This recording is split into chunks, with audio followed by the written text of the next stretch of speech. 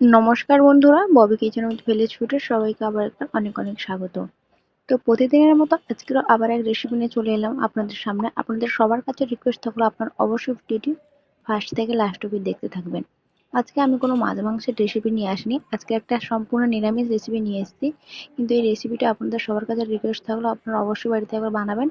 একবার খেয়ে দেখলে বারবার খেতে ইচ্ছে করবে।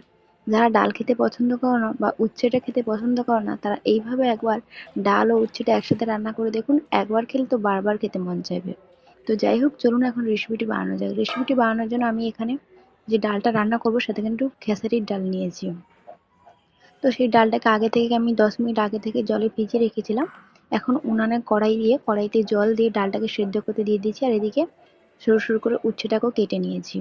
যেহেতু ডাল আর উচ্ছে একসাথে রান্না করবো, তাই ডালটা সিদ্ধ বসিয়ে উচ্ছেটাকে কেটে নিয়েছি। আর এখন ডালটা সিদ্ধ হয়ে এসছে, ফুটছে, তাই ডালের যে ফেনাগুলো বেরিয়েছে সাদা সাদা গুলো, তো সেগুলো এখন খুন্তির সাহায্যে চারিদিক থেকে নিয়ে ফেলে দেবো।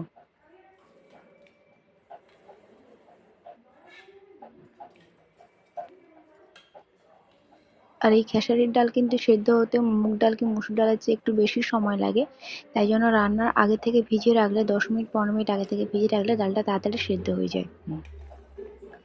তো যাই হোক, দেখুন আপনাদের সাথে কথা বলতে বলতে আমার ডালটা কিন্তু সুন্দরভাবে সিদ্ধ হয়ে এসছে। তাই এখন দিয়ে দেবো হলুদ আর দিয়ে দেবো পরিমাণ মতো লবণ। হলুদ ও লবণ দিয়ে আরও 1-2 মিনিট মতো সিদ্ধ করে নিলাম। দেখুন একদম সুন্দরভাবে সেদ্ধ হয়ে গেছে। এই ডালটা কিন্তু খুব একটা পাতলা রান্না হবে না, একটু গাঢ় গাঢ় টাইপের হবে। তাই লাভিয়ে নিলাম সিদ্ধ হয়ে যেতে, এতে জল দিলাম না এক্সট্রা। আর তারপর কড়াইতে সর্ষের তেল দিয়ে সর্ষের তেলটা সুন্দরভাবে গরম হয়ে আসতেই এবার উচ্ছেগুলোকে কিন্তু ভেজে নেব। তো দেখুন আগে থেকে উচ্ছেগুলো কেটে রেখেছিলাম, সেই উচ্ছেগুলোকে দিয়ে দিলাম।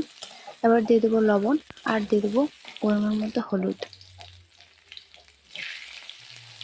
লবণ ও হলুদটা দিয়ে উচ্ছেগুলোকে কিন্তু সুন্দরভাবে লাল করে ভেজে নেব। উচ্ছেটা কিন্তু সুন্দরভাবে একদম লাল করে ভাজলে তবেই কিন্তু ডালে খেতে ভালো লাগবে। ভালো করে না ভাজলে ডালে খেতে ভালো লাগবে না, আর তেমন টেস্টও হবে না। তো যাই হোক, দেখুন আপনাদের সাথে কথা বলতে বলতে আমার উচ্ছেটা কিন্তু ভাজা হয়ে এসছে। তাই এখন দিয়ে দিলাম 5 ফোড়ন, শুকনো লঙ্কা, তেজপাতা। 5 ফোড়ন, শুকনো লঙ্কা, তেজপাতা দিয়ে আবারও 1-2 মিনিট মতো ভালো করে ভেজে নেব। তো দেখুন সুন্দরভাবে একদম লাল হয়ে উচ্ছেটা ভাজা হয়ে গেছে, আর লঙ্কাও ভাজা হয়ে গেছে। এবার ডালটাকে দিয়ে দিলাম, আগে থেকে সেদ্ধ করে রাখা ডালটাকে দিয়ে দিলাম। আর দেখুন এখানে কিন্তু ডালে আমি এক্সট্রা জল ইউজ করলাম না, কারণ যেহেতু উচ্ছে দিয়ে ডাল হচ্ছে, পাতলা করলে খেতে ভালো লাগবে না, একটু গাঢ় গাঢ় করলে খেতে ভালো লাগবে। তাই ডালটা দিয়ে আবারও কিছুক্ষণ ফুটিয়ে নিলাম জোরে জ্বালন দিয়ে। তো দেখুন ডালটি কিন্তু এখন হয়ে গেছে। এবার এটি একটি পাত্রে নামিয়ে নেব। সো চলুন, ফাইনালি রেডি হয়ে গেল উচ্ছে দিয়ে খেসারির ডাল, যেটা খেতে কিন্তু সত্যি অসাধারণ হয়েছিল। আমি কিন্তু এটা খেসারির ডাল দিয়ে রান্না করেছি, তোমরা খেসারির ডাল না থাকলে আরও যে 2 ধরনের ডাল পাওয়া যায় সেগুলো দিয়েও করতে পারো। খেতে কিন্তু সত্যি অসাধারণ হয়েছিল। তো তোমাদের ভিডিও কেমন হলো অবশ্যই কমেন্ট জানাবে। ভিডিও ভালো লাগলে চ্যানেলটা সাবস্ক্রাইব করে পাশে থেকো। টাটা।